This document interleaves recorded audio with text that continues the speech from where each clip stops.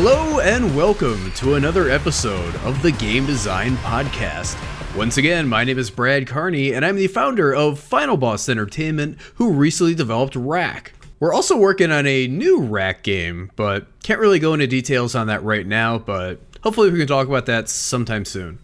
So today we're talking about arena shooters. I think when most people hear the term, they think of games like Quake 3 and Unreal Tournament and other games that destroyed my high school and college career. Basically, they're player versus player first-person shooters that don't have the players choose any sort of pre-match perks or weapons or characters, at least characters that are anything more than a skin. Instead, you get your weapons and power-ups and armor by exploring and mastering the level you're playing on. And these games used to be incredibly popular. When the internet first started to come into its own, games like the original Quake and the first Unreal Tournament were hugely successful. On top of being played by thousands, if not millions of people, modding also kept the scene fresh and fun. One of the earliest mods for Quake added Capture the Flag, along with a grappling hook. Yes, a grappling hook. You could zip all around the maps like you were Batman. It was a blast. However, the popularity of the genre did not continue. The rise of games like Call of Duty that have people pick loadouts prior to the battle have largely replaced arena shooters, and one of the things we'll be talking about later in the episode is why that is. That's a tease, folks. Stick around! Now though, we're seeing a bit of a resurgence of these games. Toxikk has enjoyed some early success, and other arenas like Wrecked, or is it hashtag Wrecked? I don't know, we'll find out soon, are in development. And there's even a new Unreal Tournament being made. But is this merely an appeal to nostalgia, or are arena shooters fundamentally sound enough from a game design perspective to enjoy some degree of success? First off, I do think arena shooters have a lot going for them. For starters, these games are fundamentally fair. We talked in episode 5 of the podcast about the role of fairness in games, and basically talked about how for a hardcore competitive game, which by the way an arena shooter is, fairness is very important. While doing research for this episode, a miracle, I know, I came across an article by somebody going by Exterminat, where he makes the point that everyone basically comes into the arena fresh.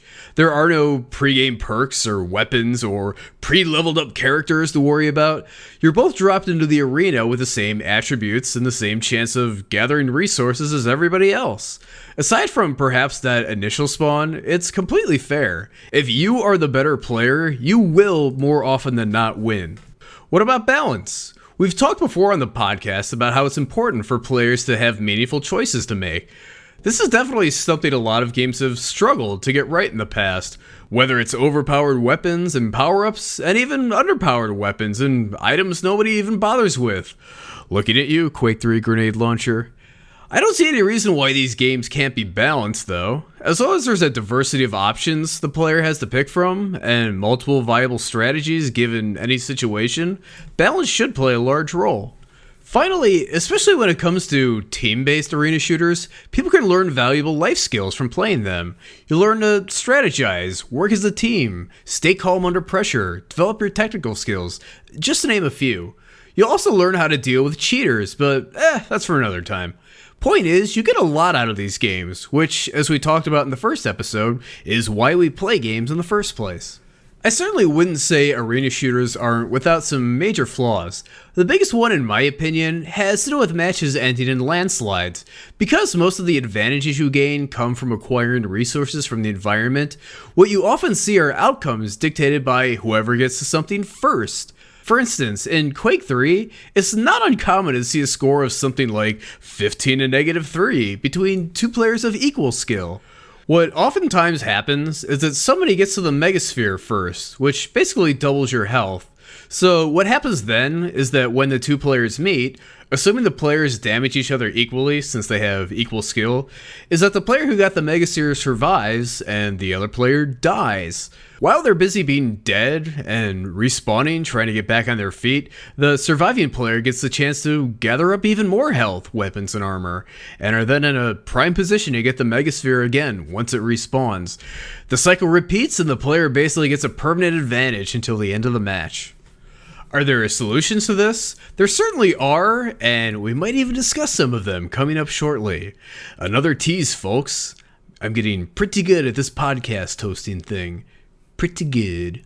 So, coming up, I'll be talking with Alex Popa, also known as Jehar. He's somebody with a long history with arena shooters. I know he's done a lot of commentary for it before, and he's also made his share of levels. He's also got a lot of thoughts on a variety of game design topics and other hot button issues like paid mods. Oh yes, that whole thing. We'll get into all that and more, and I'll be back at the end to wrap things up.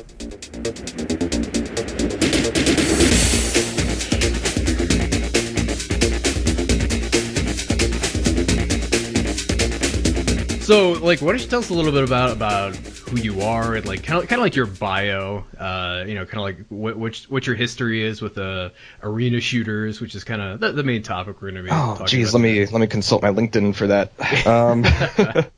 I've been quaking and dooming for, actually, here's my dirty secret, for a relatively short amount of time. It's been pretty long, hasn't it? Pretty long now, but I forgot to mention, but it's like that's kind of how like we know each other. Yeah. Like through Doom. Doom and Skulltag and all that fun stuff. Yeah. Like we actually met at QuakeCon. Like what was it, 2009, the first one? Right. Yeah, that was a huge surprise because I hadn't spoken to you in quite some time up until we ran into each other, and I just saw your name tag. Right. Like, yeah. Holy shit. Because like we didn't know what each other looked like, so it's just kind of like, hey, look, that's a name I know. And I think I had pizza on me, so I think you were more than willing to find out who that weird fucker was. Yeah. But pizza's like the most precious commodity. You walk around QuakeCon with a few boxes of pizza, you're everybody's friend. Yeah, exactly. Pro tip, if you're coming for the first time. Exactly. But yeah, I mean, I came in relatively late. I mean, when I came in, it was like 2001 or 2 that I started really considering myself a doomer.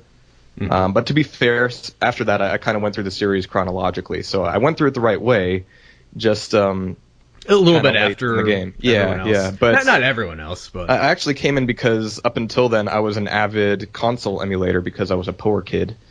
And so I just pirated everything I could. And one day I was playing the Super Nintendo version of Doom, and I was like, this shit is too dark, and there's no textures on the floor, and I went and got Doom 95. God, that was actually the first Super Doom Nintendo port. Doom. I feel so sorry for you. It just wasn't doing it for me. Like, I wanted to enjoy the game, but it just wasn't working. So I got Doom 95. That was the first port I ever played Doom on the PC. And yeah, that was it. Yeah, and I've always been... Go ahead. I've always been a huge fan of... not just the game itself, but the people around it. That was sort of one of my first entries into like sort of an online community. I had played, X-Wing versus TIE Fighter and Jedi Knight and things like that before, but Doom really just had that thriving custom content community, and it was just so easy to get in and get involved and start fucking around and doing your own stuff. Yeah, the same thing applied to Quake and Quake 3 and Doom 3 subsequently over the years. Yeah, I mean, just the whole like community aspect, like the whole modding aspect is one of the things that really made like arena shooters. And I guess you can kind of put Doom in that category too, like definitely the multiplayer side of it. It just really made those games like thrive and just be like just absolutely huge, like in terms of like the general gaming culture, like back in the late 90s and early 2000s. I think to a certain extent, they were a very large part of gaming culture. That the modding didn't just contribute to the success of the games; it contributed to the industry as a whole. Just because so many people who were level designers and modders, that was their first step into getting into game development. And now all of the bigwigs and all of the AAAs, they all came from that background. Yeah, and so, I mean, that actually reminds me of something I wanted to get into. I know you have a lot of thoughts on, kind of this whole recent, kind of brouhaha we had over the whole paid mods thing with Valve. So, yeah, I did want to, like, kind of pick your brain about that. Do you think that it's something where it's, like, it could have worked, like, if Valve had handled it, like, a little bit better, maybe they'd chosen a different company to do it? Or it's, like, people are just so used to free mods that, like, they're just going to reject it no matter what? I think there's a good way to do it. Unfortunately, I don't think it's really in the capability of Valve right now. The main thing that needs to be addressed before any of this stuff is going to work is IP law and how we handle rights management online. And that's still, a shitty proposition at best. Right. As long as the DMCA is like the go-to tool for managing IP conflicts, then a lot of the problems that Steam or Valve wants to deal with just aren't going to go away. Yeah, I know one of the things that you mentioned is like one of the big things about like the whole modding scene. It's kind of like taking content from like other mods and like sticking it in your own. Yeah, it's kind of like a remix or something. And, you made the point. It's like that works like if everything's free, but like once money gets involved, like that's you just get into such a legal nightmare. I think it's just intrinsically impossible to manage because I was looking at a screenshot of a new Doom 3 or Quake 3 level the other day.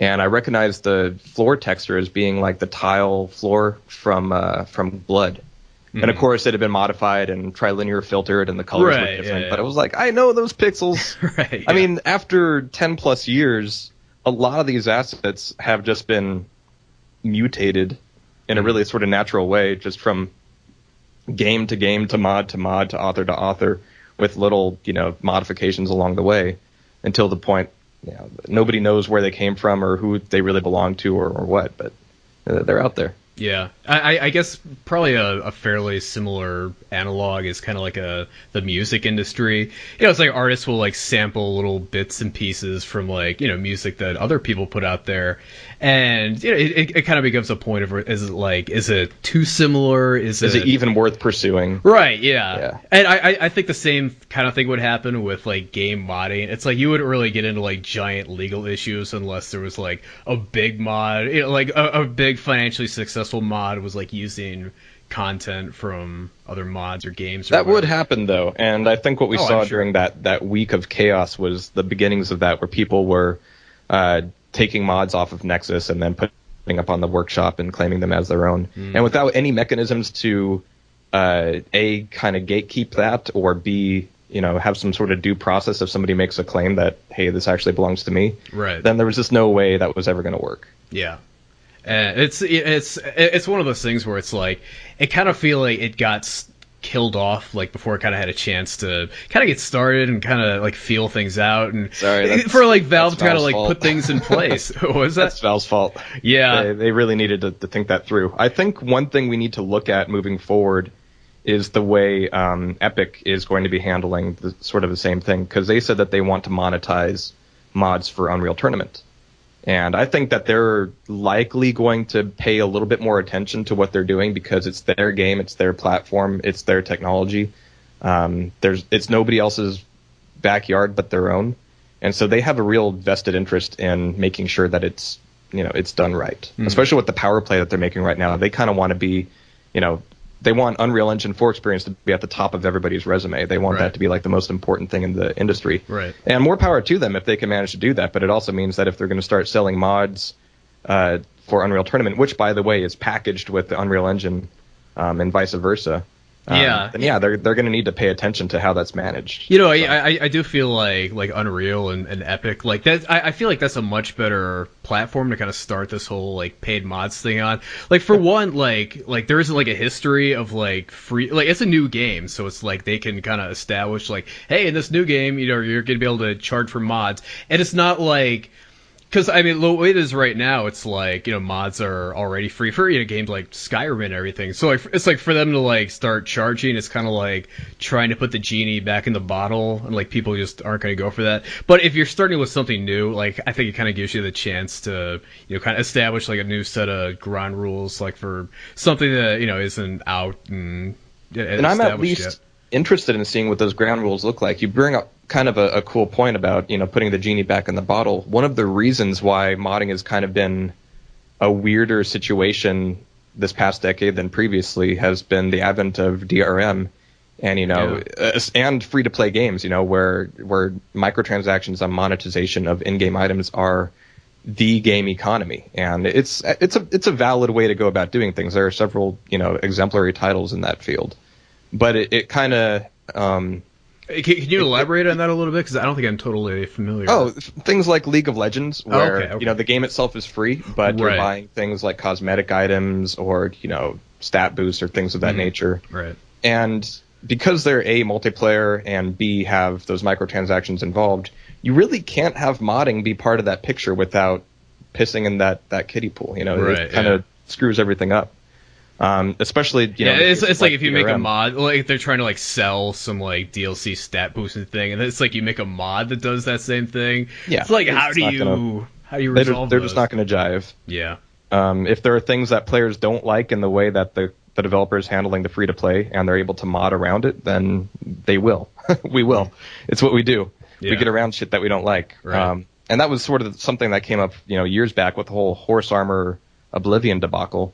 Was that people were just able to make mods and do the same thing, and why you're trying to sell me Horse Armor for $10-$20 it doesn't make any sense. Yeah. So do you think that like modding and like paid mods or like paid DLC, like do you think those are fundamentally incompatible or what?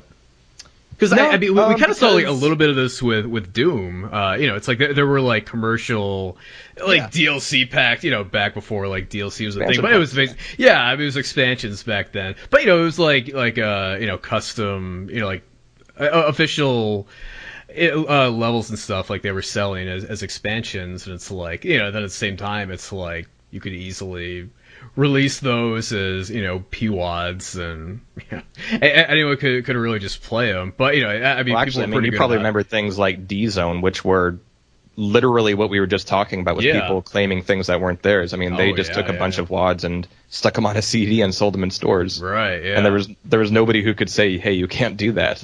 That was some real shovelware shit. Yeah. I don't know. I think overall, what I could say about a lot of what's going on in gaming right now is that we have the ability to make so much more, and I love that. But we have to acknowledge the fact that it also means we're going to have more shit. Right. We're going to need to dig a little harder through the pile to find things that are really worth, investing in both time and money. That's okay. That's okay. We just need better tools to do that with. Yeah, and I mean, honestly, like that's a big reason like I am for paid mods, because like I feel like it's going to give people more of an incentive to actually produce quality, and it's going to attract, I think, the right kind of people to develop mods and make stuff, and it's going to encourage higher quality. And I think that's going to end up working out better for everyone. I think at the very least it'll keep enough avenues into game development open as some of the ones from yesteryear are kind of closing down. Right. It used to be that you could, kind of embarrassingly, but a lot of the studios out there got their starts as just doing like crappy licensed titles for handheld devices. You have your Mary-Kate and Ashley Game Boy Advance games, but that's sort of your stepping stone into doing your own stuff. Right. And now people could just make whatever they want and put it on Greenlight and hopefully make some cash off of that. And it's awesome. I love that fact. It just also means that we're going to see a lot of things that are either scammy or poorly made or any combination of the above. That's true, but I mean, as long as you have like mechanisms to kind of counteract that, it shouldn't be too prevalent. So paying for mods, opens up another potential path there for people to support themselves as they get their feet wet. Yeah, it's like, I mean, it's kind of similar, I think, to kind of it's like when being able to like make indie games and actually have them be profitable, and like have that actually be an alternative for people who were making games. As soon as that became viable, it's like you saw like so many talented people like getting into it, like quitting their jobs and focusing on making indie games full time, and we just ended up with like so many more like great high quality creative games. I feel like to some extent that same kind of thing could happen with modding.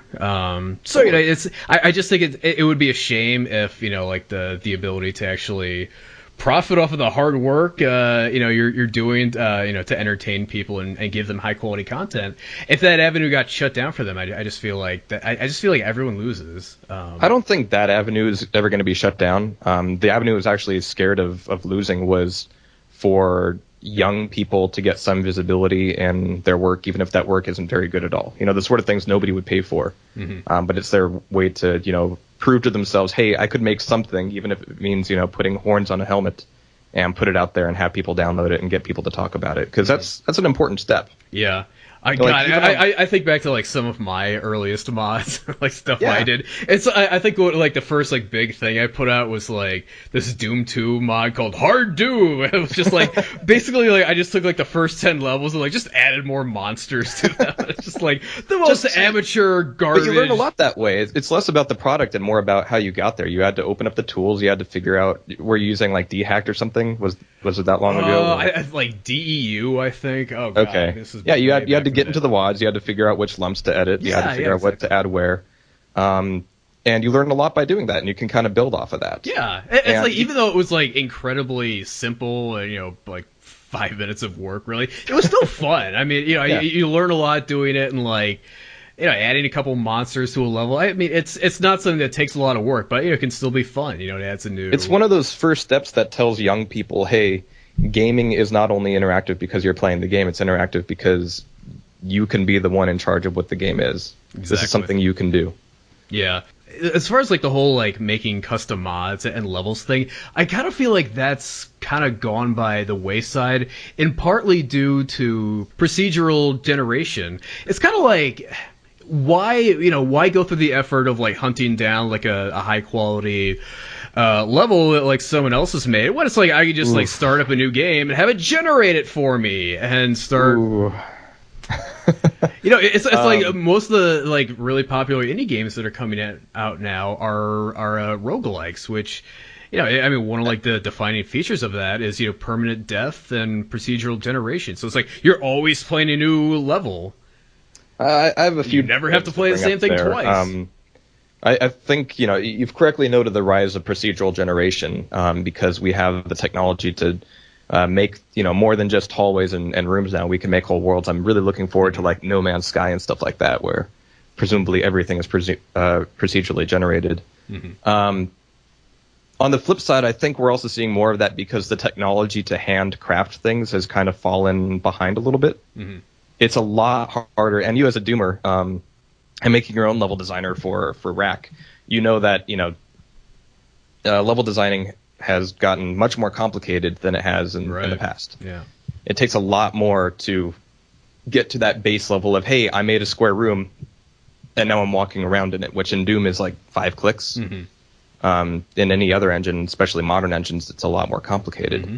And procedural generation kind of takes some of the pain out of that a little bit. It takes some of the, well, we want to make these really big, enormous, explorative worlds, but man, we don't want to be making 5 billion vertices. Right. And so it addresses that problem a little bit. And in that respect, I think it's a little bit of a crutch. So it's a lot easier to make content, kind of? Procedurally, because I mean, it's like you literally just like start a new game and boom, there it is. Whereas like any kind of like like, I mean, like you're talking about, it's like even like making just a cube like is difficult. Yeah, and I just use that as like a baseline, you know, hello world sort of thing. Right. But it's like even like for like the user to like play a new level, they still have to like pop open Steam Workshop. They still gotta like look around for something that looks good, click on that, download it, you know, subscribe to it, whatever. You make it open the game so hard, back but up. It's a lot easier than it used to be, man. It used to be going to like FileFront or Game Banana or something and that's getting a zip. That's what's crazy. Like, it is so much easier than it used to be, and yet people are so much less interested than they used to be. Like that's, I mean, it's like taking a gun to a knife fight. I mean, it's, you know, I mean, the procedurally generated stuff, it's so easy, it's so new all the time. It's so, like, I mean, you know, if you're doing the algorithms right, it's like quality every time. Yeah, I think to some extent, what you start responding to when you're playing a game with procedural generated, say, environments is that you're responding less to the environment itself and more to the things that are happening in the environment. And I think that's an important distinction. If I'm playing a roguelike, I'm never really marveling at the layout of the map because I know it's completely arbitrary. True. I'm more focused on the entities in the map. Mm-hmm. And I think we actually lose something there. I mean, one of the great things about our heritage of Doom and Quake level design is the individual level design of it. It's one guy, usually, creating an experience, a really handcrafted experience that can have lots of devious tricks and, you know, things that you don't expect and little clever, you know, in-jokes and just really nicely crafted bits of scenery, you know, all of the above. And that's something that you really lose when it's, you know, procedurally generated. Mm-hmm. Yeah, but it's one of those things where it's like, I mean, all that is true, but it's like, do modern audiences appreciate all those little? No, I don't think anybody really. I don't think enough people appreciated it enough in the first place to not go down this road we're going down now. Exactly. I think a lot of the things that were characteristic to shooters in the 90s and early 2000s were things that people just assumed were part of the genre, and now that they're not so much, nobody misses them because they were kind of taken for granted in the first place. Like what? Like level design. We've all seen that mimetic image of, comparisons between a Doom level and a Call of Duty level, where the one on the right side is just like a couple of corridors with right angle bends. And I think that largely holds true. Checkpoint cutscene. Yeah, exactly. I mean, it's a hyperbolic image and it's exaggeration for effect, but I think it makes a good point. Right. Looking at the maps for something like BioShock Infinite, it's a very spatially simple game. Right. And that just doesn't do it for me. I like levels that loop back in on themselves and force me to explore and force me to think about the level in a three-dimensional way. Not just Counter-Strike, but a lot of shooters these days, you could essentially play the same game from a top-down perspective and nothing would be different. Mm-hmm. So what is it that you think like sets something apart, like something like Quake versus Call of Duty? Like, what do you think it is that like kind of like sets them apart? Kind of like defines them as different genres. I think the line I draw in the sand really started with Half-Life. I think Half-Life was one of the keystone games of saying, hey, shooters should be about delivering a series of experiences to the player, as opposed to delivering an environment to the player. Mm-hmm. Why do you think that's had so much more commercial success versus something like Quake or Doom? Because I think as graphical technology becomes more complex, narrowing down on certain elements makes the development simpler. Mm-hmm. You're not having to worry about so many things, because in Doom, if you wanted to add a secret passage that goes back around and gives you a better vantage point to shoot some imps on the other side of this, arena or whatever, you go, okay, cool, I'm going to draw a hallway now, boop, boop, boop, boop, boop. And sure, I'll detail it later, but essentially I'm done. Mm-hmm. If you're doing something like Wolfenstein, The New Order, or now The Old Blood, which I still need to play, if you want to add that secret hallway, you're talking about maybe $20,000 worth of work. Right. Yeah. And so developers start really having to, lay down their priorities of what's important here and what experiences do we want to deliver to the player. And I've heard several developers go, hey, if we can assume that 60% of the players will never see this room, it really starts to make us question what the worth is of having it in there. Yeah. No, I mean, I've made kind of similar arguments about like game length and difficulty. It's like, when you look at things like, I mean, there's various things you can do, but like basically there's ways to like kind of measure like how far people are getting in a game. And it's like when you really start to like drill down, it's like you realize that like most people don't finish games or like even get all that close. So it's, if it's like 80% of your audience like isn't getting to the last level, or it's like 98% of people like aren't getting to this secret level, it's almost kind of like, is it worth it to sink all these development dollars into this? And I think that wouldn't be as much of a big problem if something like that didn't require so many development dollars. I mean, when you're in the AAA business, you're in the business of making sure that you're pushing as many pixels as the next guy, mm-hmm. or pushing twice as many pixels as you were last year. Mm-hmm. And that's a tough tail to chase. It's a really tough tail to chase. It is, like, especially when you can really get stuck between like a rock and a hard place, where it's like, okay, like the majority of people like aren't going to get through like 9 levels or something, so let's like cut it to 7, and then it's like the 2% of people who do get that far, like, oh, there's not enough content here, it's so short, there's not enough length, and it's like, oh god, what do you do? It's like it's really hard to satisfy everybody. Yeah. But it's like, do you spend tons of extra money to satisfy this vocal minority, or do you, I don't know, just kind of eat that and accept that they're gonna complain? It's hard, It is hard, and it's actually really hard for me to verbalize, because the things that I look for, particularly in a shooter, are things like exploring an environment and getting lost and doubling back and maybe being frustrated with the design sometimes. That's stuff I really like. Mm-hmm. And I think that's not something I have in common with a lot of people, with a lot of the general audience. Fortunately, it's something that I've found, most recently in games like Dark Souls, and those games have done a fantastic job on the large part for building a world that I want to explore and I want to be in. So, like, what is it that makes you want to explore those? Just because it's like they're so big and like you see stuff that intrigues you and you want to go check it out, or what is it? It's a combination of things. I think one of the biggest things is that the environment kind of invites you to experiment and kind of take risks and not know exactly what you're getting yourself into. Mm-hmm. And sometimes that creates the feeling of, hey, maybe I'm not supposed to be here yet. Right, yeah. But if you've ever played Super Metroid, that's a good feeling. Right, yeah, You know, you feel like that you're breaking the game somehow, and that's awesome. Mm-hmm. Also, you know, it's sort of a tactile thing. If you've ever driven through, and I hate this example, but I still can't think of anything better. If you've ever driven through like an unfamiliar city, like once through the highway, just because you were passing through, mm-hmm. you're not really able to recall much about that city spatially. Right. Now, I've played through Doom 3 several times, but I still remember very little about it from a spatial standpoint.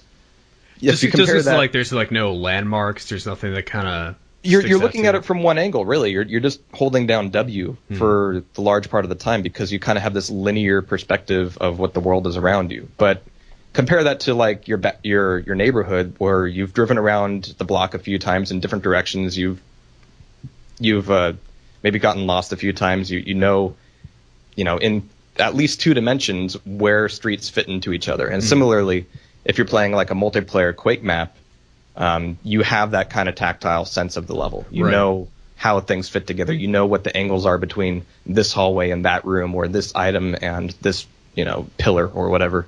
You know how all those things fit together, and the map feels like a physical object in your mind. Yeah, and it is something about us humans that it's like we tend to like remember things once we can like relate it to something else. It's why it's like babies have like no memory like up until like they're 3 years old. It's like they haven't made enough sense out of the world to like it's like when they see a bird. Things, yeah, exactly. So it's the same thing. It's like in your neighborhood, it's like you're so intimately familiar with it. Everything has like a relation to another thing that it's like you can like pick out. It's like if something's like different, it's like it immediately because it's. I mean, there are 2 things in particular I can remember in Dark Souls, just to bring that back up. Very early in the game, you kind of take your initial path. Have you played Dark Souls? I've not. I really need to. Highly recommended. Yeah. But there's a bit where you're going through an area and you're killing a bunch of shit, and you kill a boss, and you come to this spot, and then you see an elevator, and because you're playing through the game and you're like, okay, where does this go? You take the elevator down, and then you kind of blink for a second and step back, and you're like, oh, and you're back to the beginning. What you've done is made a giant loop, and what you've just opened up is a shortcut between the very beginning of that area and that elevator that takes you to what at that point is the very end of that area. Mm. And then it's just that one moment of realizing that you're back to where you were, you're just looking at it from a different angle, and then it all clicks. And what was up until that point sort of a linear set of experiences in your brain suddenly becomes 3-dimensional because now you know how things relate to each other. Yeah, I mean, it's like you said with the Quake maps, like getting to see like different areas from like different vantage points. It's like you're just like understand. It's like when you see things from a different perspective, it's like suddenly it all just like kind of like clicks together. And it's like I really enjoy those moments. There's a similar moment in Mega Man Legends, which does a really good job of having like a lot of Zelda-esque dungeons, but then there's sort of this sub-dungeon that kind of connects them all together, which is really neat, and it kind of opens up as you play through the game. And there were several moments of, oh wait, I've been in this room before, I just haven't been in this room from this angle. Right, yeah. And I really like those moments a lot. I don't know, maybe that's just a weird thing that I particularly enjoy. No, I think that's fairly universal. I know I came across like a Half-Life level design wiki. It's something. Well, no, it's something where it's like they talk about like different like design techniques, and I think it like comes from Valve or something. I don't know. But it was talking about how it's like it is a big thing like they try to do in their levels. It's like it's kind of like part of non-linearity. It's like they want you to like return to like the same area, but like in a different kind of way. So it's like, maybe it's like you go through an area once like down the floor, and then it's like later on you cross over it like on a bridge that's like up top, and it's like just kind of seeing that same area from like a different perspective. It just kind of helps like tie everything together and just it does. But I still go back to the fact that I think Half-Life was the beginning of the end of that in a lot of ways. I know, yeah. Because it was fun, really it was focused on the Spec Ops come through the window, and then the helicopter thing happens, and then you're in a room talking to these guys, and then the aliens burst in, and then, the game is kind of built as a sequence of events rather than, letting you explore an area. Right. I kind of talked a little bit in the intro about how, it's like kind of like, even though, these arena shooters that, they went away, they're kind of making a bit of a comeback. I mentioned the game Toxikk and, hashtag Wrecked. I think there's like a couple others, that are being made. But do you think there is more to that than just like kind of like an appeal to nostalgia, or do you feel like there's something more to it? For one thing, there's a vacuum. Quake Live exists, but a lot of people are kind of disillusioned with it. Largely due to the fact that it's not really being supported in a lot of conventions or tournaments or lands anymore. And were people upset that it was like being put on Steam and like they changed it and they didn't like the changes? No. I think if anything, people would have been upset that it didn't show up on Steam a lot earlier. Okay. Quake Live has kind of had a weird history. It was never really meant to be this thing that it is, and this thing that a lot of people expected it to be. Right. But it kind of had to fill that role because nothing else was going to do it after Quake 4 kind of sunk. Mm-hmm. Quake Live was there to take up the banner, and for a while it was like, oh, this makes perfect sense. It's opening the doors to Quake 3, the game that we all actually really like, to a bunch of people who have never played it before. Mm-hmm. And 8 years later. Things are, people are looking for something new now, mm-hmm. and it just isn't coming quickly enough. Right. So I think there's a real vacuum. There's a real need from this audience to, provide something, which is where Reflex is trying to fit in a lot of things like that. The other side of that is that it's so much easier to make these games now than it ever was before. We have Unity now. We have Unreal Engine now. Mm-hmm. Games like Wickland and Wrecked and a few other things that you mentioned. They're a lot easier to put together now than they were. So, yeah, we're seeing sort of an explosion there. Yeah. And, the fact that there's, like, a vacuum there, do you think it's, like, the old Quake 3 players who are wanting this, or is this, like, a new generation of people who want this kind of game? I don't think it's quite fair to say that there's a new generation just yet. Okay. I think the biggest question mark is how to take these things that we all really enjoy and make it fit the context of games that have hats and microtransactions and leveling up. That doesn't mean anything. Mm-hmm. I don't mean to sound so disdainful, but the fact is that the gaming landscape now is so different than what we're used to. We're used to, kind of getting in and being really bad for a while and just eating that and having other people kind of teach you and coach you and go along. And sometimes you're losing a lot, and that's okay. Now I don't think that happens quite so much. Yeah. We've kind of had We've kind of gone through like similar things in the whole FGC, the fighting game community, but it's like I do think it's kind of interesting. It's these games, like arena shooters and fighting games. They largely reward skill, at which I don't think is appealing to a mainstream audience, just because like most people of a million people enter a tournament, only one person can win, and like that's so. For the other 999,000, like they're not going to be happy because they're not winning. So it was kind of interesting, like reading about like Call of Duty and some of these other games who. It's like they reward grinding more than like skill. So it's like you play a multiplayer game. It's like you bring your character in that you've worked on. You've leveled up and everything. So it's not like an entirely skill based competition. It's more like, okay, well I put more time in. The biggest one to look at there right now is something like League of Legends or Dota 2. And Thorn, I don't know if you're too familiar with him, but he's like an old school, like CPL admin. He's been kind of a pundit and a commentator on these things for a long time. And he moved into the MOBAs, and I never did. But he's showing a lot of frustration these days that the teams that are winning aren't winning consistently enough to really prove that this is a game where the good players are actually the good players. Where, you have crazy upsets that happen all the time. And at some point, they stop being crazy upsets and they start being indicative of, well, maybe this game is a little bit too random. Right. Maybe this isn't like actually a sport. Right. Yeah. Not fair enough. Yeah. And it's definitely a tricky balance for game designers, because it's like you don't want like the most skilled player or skilled team or whatever like to win all the time. It's like you want there to be some randomness. So it's like. Not exactly randomness, but you want there to be some gatekeeping to kind of keep the freshest from the most veteran, which games like StarCraft 2 have done to a fairly good extent. Mm-hmm. But it's like it's like in basketball. It's like if LeBron James team like won the title every year, it's like I think people would get fed up with that pretty quickly. And it's like, if Justin Wong won Marvel 3 every year at Evolution, well, people would get... No, almost. He doesn't. He did in Marvel 2, and people hated that. But he hasn't in Marvel 3 yet, so fingers crossed. I don't know. I think... that... You want like the best players, I think, to have the greatest chance of winning, but... You don't want, at the same time, you don't want them to win like 100% of the time. I don't know. If I recontextualize that into something like chess, which is something that a lot of people compare Quake and Quake likes to, I'm not sure that really holds up, because the people who win in chess consistently win in chess. Right, but I mean, you can design a game that way, but my point is like it'll be boring for the audience, and I think the thing, and I think it'll like other players won't like that too, because it's like, well, I can't.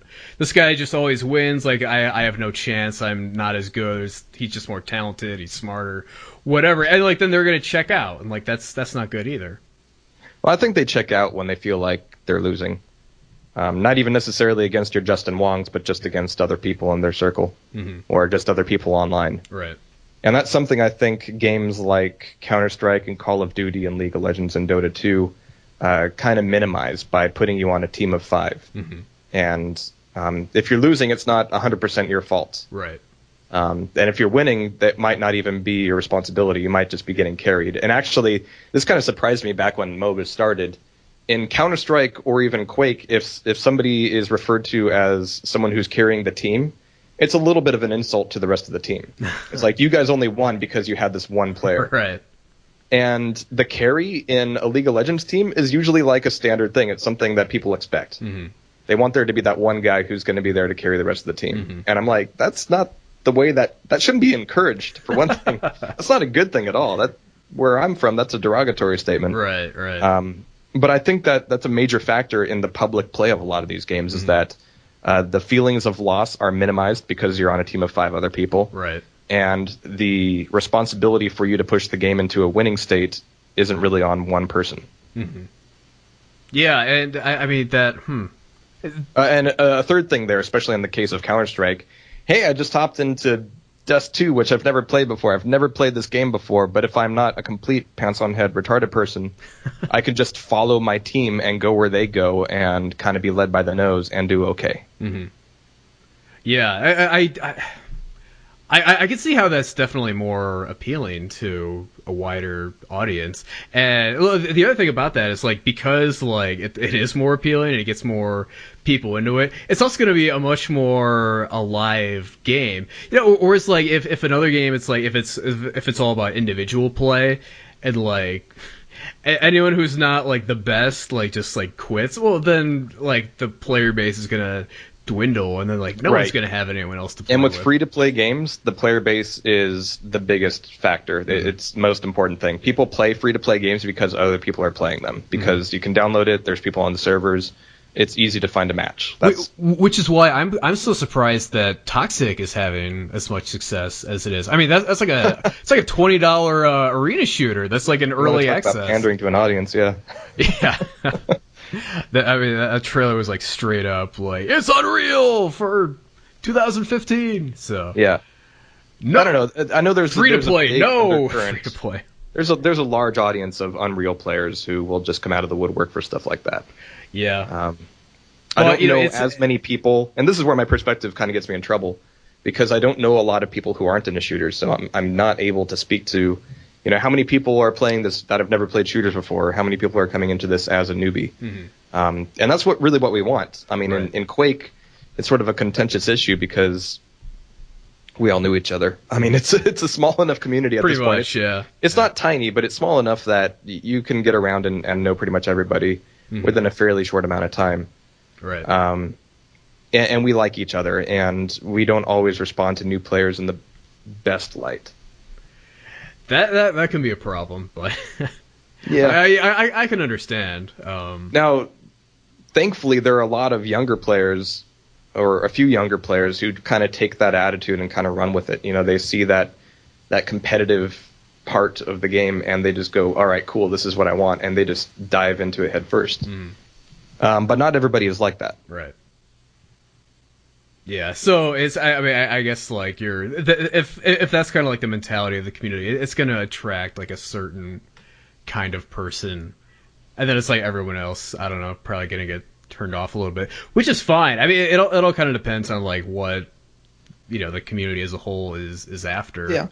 Yeah, so if you only want like really hyper competitive people, to play against, I mean, well, other things help too.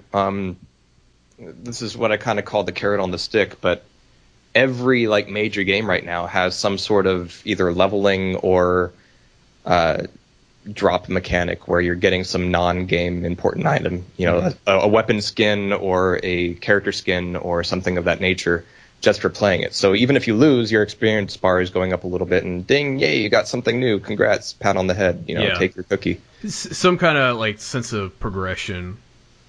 Even if it's completely pointless or unwarranted or all the above. Mm-hmm.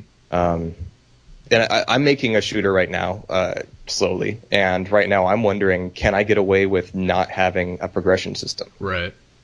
Can I even do that these days? Mm-hmm. Is that even an option open to me? Can I make something like a Quake mod where you just play it mm-hmm. and you just keep playing it? But progression systems keep people playing.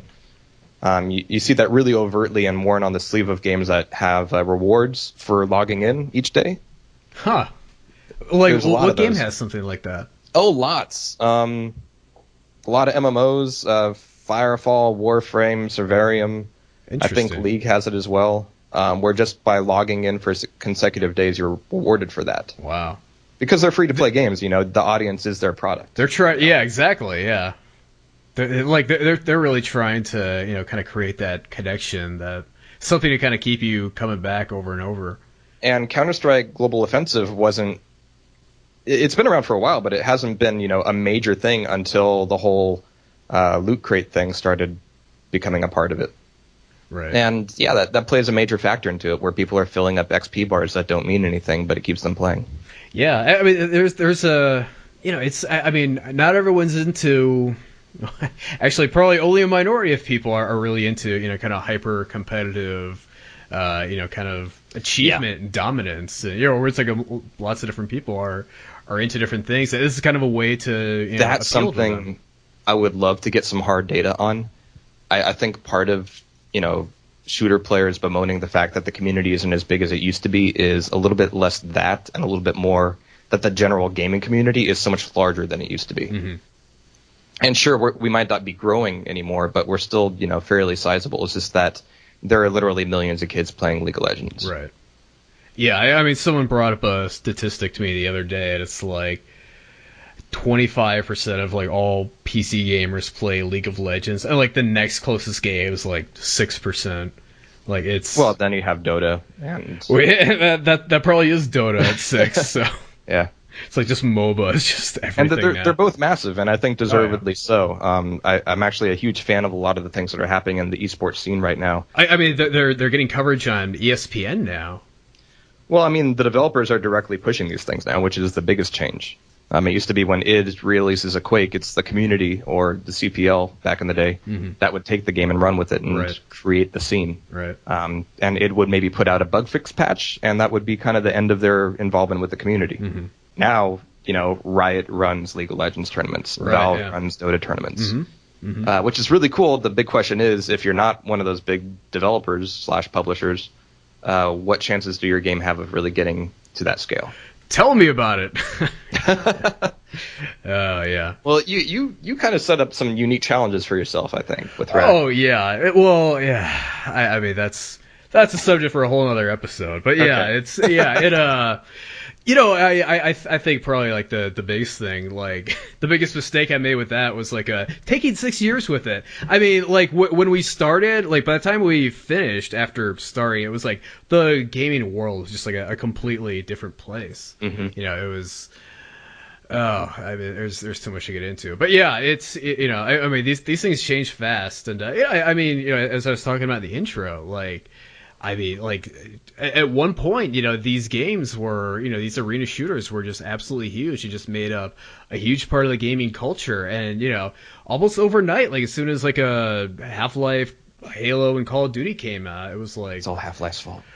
I know, but Valve are gods. They can do no wrong. But it's like those games like all just kind of like vanished, and it wasn't just arena shooters. Like it was like a kind of the Doom like as well. So yeah. So I mean, we're still really largely like we're in like the same kind of boat as like these arena shooters. It's like kind of fallen by the wayside. Like a little bit of a resurgence, but still kind of like struggling for relevancy. I'm less doom and gloom about it. Because I think there were still a lot of cool projects going on and still a lot of really cool people. Like, yeah. My experience with the shooter community isn't going to get better if a bunch of randoms start hopping on. I'm pretty comfortable with the situation as it is, and I think things are kind of growing in a neat direction, especially with all the games being developed. There's lots of things for me to cover, lots of things for me to kind of try out and be excited for. And similarly to the pixel platformer revolution of the last few years. I did want to bring that up, yeah. Okay, yeah. I mean, we might be getting into the realm of Doom-likes kind of showing up. Yeah, I know. Like you started talking about like sprite-based shooters making a comeback. Are there any of those? Like I know there's Strafe. one. Strafe is the biggest one right now. But aren't those models? Yeah, I mean, it doesn't necessarily need to be sprite-based, but 90s shooter. And actually, low poly, model-based games are a huge plus for me. I think that's a fucking great path to go down there. Yeah. Just because it doesn't take as long. We should have done a crazy ad like them. Yeah, I mean that advertisement was just brilliant, and it really drew me in. Finding out that the levels were, going back to a previous point, procedurally generated was a little bit of a letdown. But I'm wondering if they're not backpedaling on that a little bit. Let me play. No, you'll just die. It was fantastic. It was. It was just so good. Yeah. It just nailed things on the head. Oh yeah. Like just reading about like everything they did to kind of make it. It's like they shot it on like like one of those like old handheld cameras. And, like they like put it on like an actual VHS and like ran it through. Tromaville stuff. Yeah. So I mean they really tried to recreate the authentic. And I don't want to diminish my position by just pining for the fjords of the 90s. I think there's a lot of value in having shooters out there that are, maybe a little bit more lo-fi, but they're more flexible and they, can be developed faster. People can make content for them faster. We can iterate on different ideas faster. Yeah, I think there's a lot of potential there. Yeah, I mean, what you were talking about, how back to the when you were giving the example of the old Blood, how it's like, I could put this hallway in here, but it'll take another $20,000 of development costs to do it. Yeah, whereas like you can with like a more lo-fi shooter, but I think we kind of have like the exact kind of thing. Again, I can't speak English. It's a challenge for me. It's like you kind of have like the same kind of thing with like indie games now, where it's like, because like it's the art is it's pixel art, it's it's simple, it's lo-fi. It's like you can iterate on things and ideas like so much faster than you can with like a giant game. So it's like you kind of end up with like maybe visually it's not as good. Like it's and that's certainly a point for debate. Okay. But it's you get like much better fleshed out ideas. You probably get a lot more content in a lot of cases. Right. Yeah, just like much better. But yeah, you know what I'm trying to say. Yeah, and I think that's important because like you kind of experienced, if you kind of take 6 years to do something, you kind of end up missing your own boat. Right. Yeah, that definitely happened. And thankfully, what we saw with platformers is, we saw things like Super Meat Boy come out of it, which, not only broke ground for the genre, but for indie games in general, kind of became one of those cornerstones. Yeah. And I don't know if we're going to see that with a shooter real soon, but I think we're getting there. Well, There's if a lot they of, do like, Indie Shooter, the movie, then we'll be all set. Yeah. I think there's a bit of time before that's going to happen. I've been looking at a lot of the sprite-based and sort of poly-based lo-fi shooters out there, and a lot of them are they're crap. A lot of them are really bad. Yeah. I'm not counting Rack in that. Yeah, I kind of feel like Rack is kind of like in between. It's like we try to be like AAA, but it's like at the same time it's like I don't think AAA is a worthy goalpost. The advantage that you get for doing something lo-fi is everything I talked about. You can have more stuff in there. You use the word content, and that's right. That's why people play roguelikes so much, is because, yeah, you're a friggin' @ symbol and everything is ASCII code, but there's so many deep interactions to have with the monsters and with the items in the world around you, because you don't need to animate everything. You don't need a new graphic for a new monster. You just need a new letter. Pretty much. And if you could translate that same sort of MO into a shooter, then great. So far, a lot of them out there right now are really stroking Stay that tuned. 90s. Yeah, they're really stroking that 90s nostalgia bone pretty hard, and I love quote-unquote retro graphics, but I don't love them because they're retro. I think that they can look cool on their own terms, and I think that they can be iterated on faster. So I mean, there's value there. I think you and I have like the exact same stance on this. It's like a game like it's like a game like Shovel Knight will come out and like everyone goes nuts over it. Like because it's like so retro, or it's like I kind of feel like if all the people wearing Nintendo controller belt buckles, fuck off. Yeah, exactly. Yeah. But it's like I don't appreciate like that, like only because like it's like the NES graphics. It's like my childhood. I remember being a kid. That was a happy time. Yeah, it's like no, it's like I like it because it looks really good. Like it's extremely well done. And it can be aesthetically pleasing on its own terms. Exactly, yeah. I was noting today, I don't know if I've really formulated this thought just yet, so maybe you can help me out, but I'll try. I was playing Axiom Verge, which, like Shovel Knight, is really, being very NES-ish. Mm-hmm. It's being explicitly Metroid-ish, in particular. But I noticed that the things that it brought over from the NES were, the resolution and the color count. Problems on the NES were things like, sprites could only get so big and you could only have 8 on a certain row at a time, or you would have to flicker between them. Right. And you couldn't display sprites until you moved in your entire background. And there were a lot of really inflexible things about the NES. Nobody's nostalgic about that. Right, yeah. But everybody's okay with the pixels and the colors. Yeah, I think it's because like people like when they think of like the NES, they don't think about like sprite flickery. It's like it's like that kind of like little nuanced details, like those get forgotten. And like plus like I mean, I most games I think that did a good job, like probably worked around those limitations. So, like he didn't really worked with them. Like the best art, and this applies to Doom as well. The best art really works with the limitations of the technology. Right. That's why we still have like 16-bit demo scene people out there, and Commodore 64 game developers, and Doom level designers, and all those guys. Yeah, it's because we like working within these constraints. And I think like good developers will institute those constraints, like even like artificially, like just because like it kind of forces more creativity and everything. Well, the constraints that developers are working on now, or working with now, I think are largely of their own making. They've decided this is what a AAA game needs to look like, and if it means that, things are a little bit more inflexible, then oh well. In Doom 3, I spent a good hour smacking around the traffic cone at the beginning of the first level. And I have a point here, trust me. I spent a good hour just whacking that around because it was just so much fun just to hear it and feel it, and it was one of my first times really playing with physics in that context. Mm-hmm. In Rage, because of the mega textures, the traffic cones are part of the ground. Oh, God. They're part of the same geometry. They're not even a distinct model. They're just a lump on the ground. A really nice-looking lump, but a non-interactive one. Right. And so I think a lot of the gives and takes that AAAs are giving themselves, they're doing so knowing this is what we kind of have to give up. Mm-hmm. Right.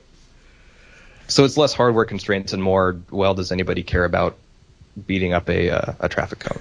I do. That's the trade-off. So yeah. And actually, there was a Funk message board thread a few months ago that I thought was interesting from one of the developers of Wolfenstein: The New Order, is that due to the IdTech 5 megatexture, it's actually more computationally cheap to render a really complicated scene far away as opposed to a hallway right in front of you, just because the way the texture memory works and the way the LOD works at a distance. You can have spaceships and robots fighting each other on the horizon, and that's cheaper to do than having a brick wall in front of you. Oh, jeez. And that's fascinating to me. I mean, it's so backwards, you would think. So, it just kind of like to really kind of finish your thought on Axiom Verge. So, like, you were mentioning that like the fact that it's like pixel art is like more than just like an appeal to nostalgia. Like it's actually more like a deliberate design choice. So what is it that you think like that kind of like art style like offers in terms I can actually bring benefits? this back into Quake, oddly enough. Sure. Like I mentioned before, it's really trying to look like Metroid. Mm-hmm. And one of the nice things about Metroid is that the world was so weird. The game was so weird. None of it made sense. Kind of like Dark Souls, it didn't really explain itself to you. You kind of had to figure it out. And honestly, most of us as kids never really did figure it out. But we felt like that there was something to figure out, so that's why we still remember it so well. But the world was weird. It was just really alien. There were a lot of hidden passages that were just, behind the tiles that would usually be walls. But, you never knew what could be a hidden passage just because the background's always black and some of them are transparent, some of them aren't, and you can't tell because what's the difference? Right. But that sort of low fineness kind of lent itself to that oppressive, even Lovecraftian atmosphere. Similarly, in Quake, like one of the really scary things about a lot of the monsters is that they were like made out of 4 polygons. Over the years, people have made new versions of like the Quake Zombie or the Quake Ogre or even the Shambler. And it's like they look terrible, right? It's not that they look terrible. I mean, they're good art. I mean, there have been some really good ones, but I think everybody agrees that it doesn't really capture the same feel as the original. Right. Because the originals were so ambiguously textured and kind of modeled. Yeah, it's the same with the Doom sprites. It's like every time someone makes like a new Doom imp, I'm like, no thanks. So some of it is, interpretive. I mean, you kind of have in your mind's eye what the imp actually, quote unquote, looks like. Exactly, yeah. And somebody imposes their own vision on that, and it kind of ruins things. I mean, especially with the Quake Shambler. Every time somebody makes some art, there's always a huge argument. It was like, no, that's not scales, it's fur. No, those aren't eyes, those are nostrils. No, that actually does have fur. Blah, blah, blah. The Revenant has pants, it's not blood. Exactly. Everybody has their own sort of mental image of what this thing actually looks like. Right. So we're getting into the realm of lo-fi art being kind of evocative or even impressionistic. Yeah, it leaves something to the imagination, and there's something like different about, it's like when your mind has to like kind of fill in the gaps. It's definitely a different experience than when it's all kind of explicitly fed to you.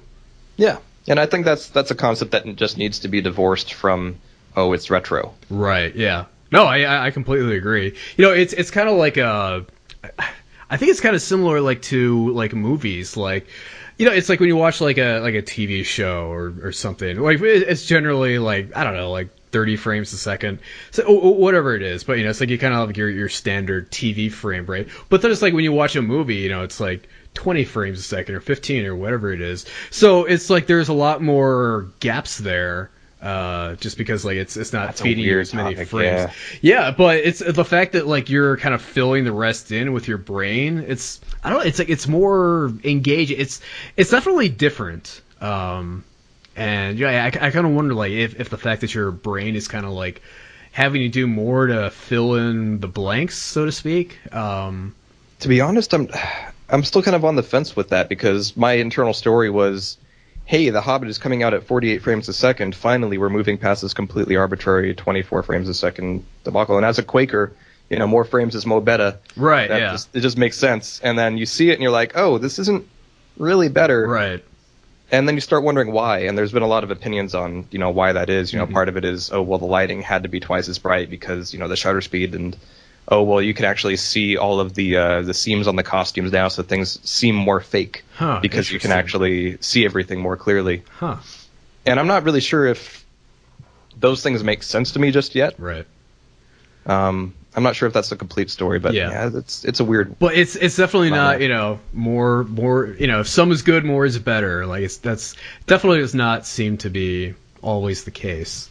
Yeah. I mentioned in the intro about how, kind of like when it comes to arena shooters and like the gameplay, there does kind of tend to be like this landslide effect. And I'm sure as you, having done commentary on a lot of matches, are familiar with it, but it's kind of like once one person like gets going, like they pretty much become unstoppable because it's like they get the Megasphere, so they survive, the first little skirmish, and then because they survive that, they get to go, keep all of their equipment and go gather up more armor and everything, which puts them in a much better position to pick up the next Megasphere.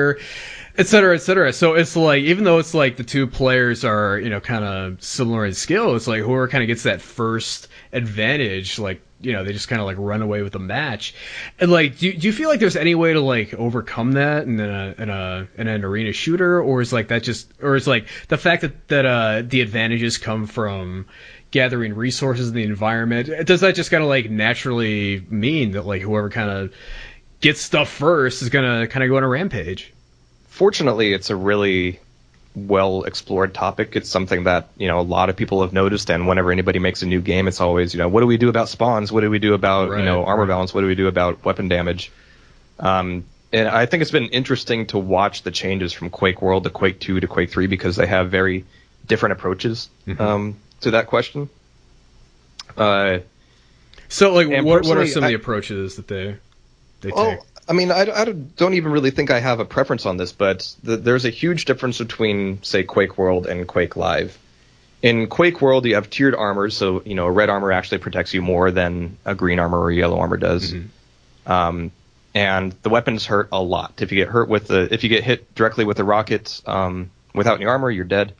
If you get hit directly with the rocket when you have a little bit of armor, you're probably still dead. If you get hit directly with the rocket when you have red armor, you could take a couple of those. It's a huge curve.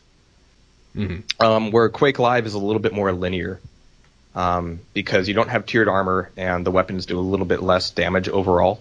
And so the combat readiness of somebody who's stacked to 200 health and armor respectively is not a huge amount more than the person who isn't. I see. Whereas in Quake World, that dynamic is much more sharply defined. I see. And so in Quake World, if you're the player not in control of the items, you're definitely playing a different game. You are playing a vastly different game. You're trying to hide, you're trying to avoid fights, you're trying to take a pot shot where you can, but largely you're just looking for an opening. In Quake Live, you're generally picking a lot more fights just because you can walk out of there alive, or you can do a little bit of damage and then go recover pretty quickly. And so the dynamics of, is this fight worth taking, is a huge difference between them. And it's something that I think Wickland really brought up nicely. I don't know if you've played much of that yet. I have not. Not a lot of people have, but I'm trying to champion. I hear good things about it. I think it's worth playing. It brings in some of the fighting game characteristics of short matches and having a lobby that you just top in and just play people on. But it's very, very leaning towards one person is the aggressor and one player is the defender or the hider, or the one who has to look for opportunities. And personally, I like that stuff. I like being in a position where I need to be smarter than the other guy in order to take control back. Now, fortunately, in Quake World, once you do get that control back, you can usually hang on to it for a little bit of time because of the damage to armor ratios. In Quake Live, once you get that control back, you might only have it for a few seconds just because of those same issues. So they're different. I'm not really sure which one's better than the other. So is Quake 3 the one where it's like, if you're stacked at 200, you don't have as much of an advantage as you do in Quake World? Not compared to Quake World, okay. No. That strikes me as being the better way to do it. I mean, that way it's like you're emphasizing, skill and accuracy and all that versus like, hey, I got to the mega health first, which sounds, it's obviously you get to the mega health first. It's kind of counterintuitive at that point, actually, because the items, quote unquote, don't matter as much as they do in Quake World. They still matter, but they don't define the differences between the two players quite as much as they do in Quake World. But because of that, the player who doesn't currently have control of that mega, he doesn't have any real disincentive to challenge the mega. They're both going to show up on that item and fight over that item. Whereas in Quake World, the guy who doesn't have any items, he might just need to leave it completely because he's going to be completely outmatched there. And so you have more fights happening more often in Quake Live, but those are fights that leave both players kind of limping away sometimes. Right. Yeah, I mean that does strike me as the better way to do it. So, but I don't particularly have a dog in either fight. So yeah, I mean I broadcast for all of them. I play them all to some level of competency. Not very much, just because I'm too scatterbrained. But no, there are appreciable differences. Now, what they do for new players who are trying to get into it and trying to understand things, I think that there's a lot that could be done there. One of the major things that has been apparent in games that aren't Quake is that all of the little emergent gameplay aspects, things like skiing in Tribes or like spreads in Counter-Strike or any of those things, or timing, dragons or mobs in League of Legends, those are all things that are now acknowledged by the game itself. It's something that when you start playing the game tells you, hey, do this stuff. In Tribes 1, skiing was a bug. In Tribes 2, skiing was something you could bind from the menu. Doesn't like Quake Alive have like a counter? It's like, hey, the mega health is going to respawn in 20, 19, 18. Yeah. Those are on pubs. Most people who are serious competitors play with them off because we always have. People are stubborn that way. Yeah. But there are so many things of that nature in Quake. There's the movement. There's timing items. There's knowing when to challenge a person and knowing when to back off. There's so many elements to it that just need to be taught over time. And what hasn't happened over time is that the game hasn't taken a role in teaching you those things. Quake is never going to tell you, hey, red armor's up. Or, hey, red armor's actually worth timing, and this is why you should do it. Don't just run around with your pants around your ankles. Yeah, and that's, that's something where it's like, if the developers of these games maybe took a role more like Riot does in League, it's like, where it's like they were kind of championing their own game and kind of trying to educate the player base and everything. I mean, maybe you would see more of that. And I mean, maybe it would be good for the community as a whole. Yeah, it's definitely not easy. I've been a big follower of the Enemy Territory franchise for a long time from Splash Damage. And one of the big things that happened when Quake Wars came out was that nobody knew how to play it. And then they added a bunch of like audio cues on a lot of like arrows going, go here, blow this up, drive this thing. And it still didn't get very far. And then Brink had other problems. And now in Dirty Bomb, the latest iteration, which I'm crossing my fingers heavily for, it's very explicit, like, go here, do this. If you're a medic, revive your friggin' teammates. Like, their intro video is awesomely hilarious because it's like, the tone is very aware of the problems that they've had before with just people ignoring how the game is supposed to be played. And now they're including a Counter-Strike mode because presumably they don't think people are getting it. Yeah. But yeah, it's definitely a tricky thing. It's like we kind of talked in the conveyance episode of this podcast how it's like, if you try to like print stuff on the screen and like yell stuff at people, it's like they just kind of feel like condescended to, and like their hands are being held, and like they just don't like that. So it's definitely a tricky thing to like kind of communicate, various, kind of teach people how to play the game without, seeming like you're talking down your audience or anything like that. It's tough. It is. But I think when it comes to shooters, the core thing is when I shoot the guy in the face with a shotgun, it should feel good. Yeah. That should be my reward. That's right. If I could do that, that should be awesome.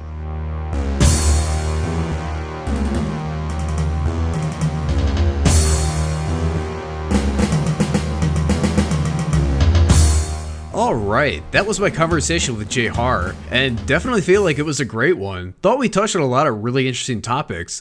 There's a lot to get into. So much, in fact, that this is actually going to be part 1 of a 3-part series on arena shooters. Going to be talking to a couple more people on the development side of arena shooters, and those should be up next week and the week after. Definitely looking forward to that. So, real quick before we go, just wanted to mention that the music used in this episode is from Quake, Unreal Tournament, and Doom, because when you think arena shooter, you think Quake, Unreal Tournament, and Doom, so makes sense. Alright, well, we'll be back next week with part 2 on our series on arena shooters, and I thank you all for listening, and we'll talk to you then. Bye.